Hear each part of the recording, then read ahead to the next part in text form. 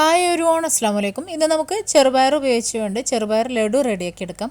അതിനായിട്ട് ഞാനിവിടെ അരക്കപ്പ് അളവിലാണ് ചെറുപയർ എടുത്തിട്ടുള്ളത്. ഇതൊന്ന് ജസ്റ്റ് എടുത്തിട്ട് വാഷ് ചെയ്തെടുക്കുക. എന്നിട്ട് നല്ലതായിട്ടൊന്ന് തുടച്ചെടുക്കുക. അതിലുള്ള വെള്ളമൊക്കെ ഒന്ന് കളഞ്ഞെടുക്കാൻ വേണ്ടിയിട്ടാണ്.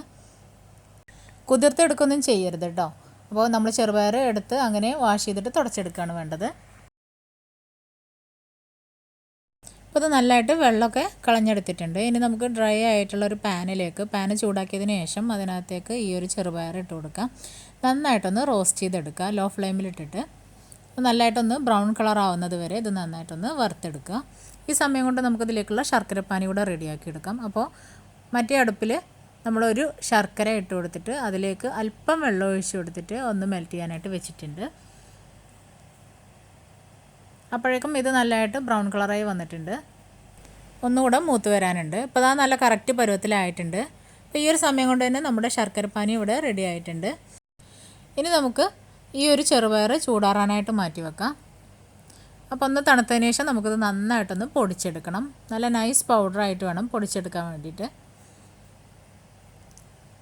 അപ്പോൾ നല്ലതായിട്ട് പൊടിച്ചെടുത്തിട്ടുണ്ട്. ഇത് നമുക്കൊരു ബൗളിലേക്ക് ഇട്ട് കൊടുക്കാം.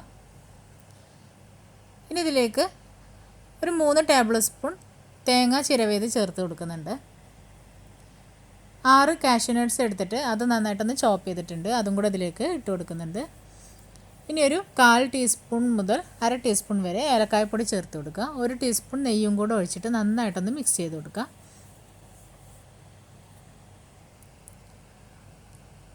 ഇനി നമ്മൾ റെഡിയാക്കി വെച്ചിട്ടുള്ള ശർക്കരപ്പാനിയും കൂടെ ഇതിലേക്ക് ചേർത്ത് കൊടുക്കുക.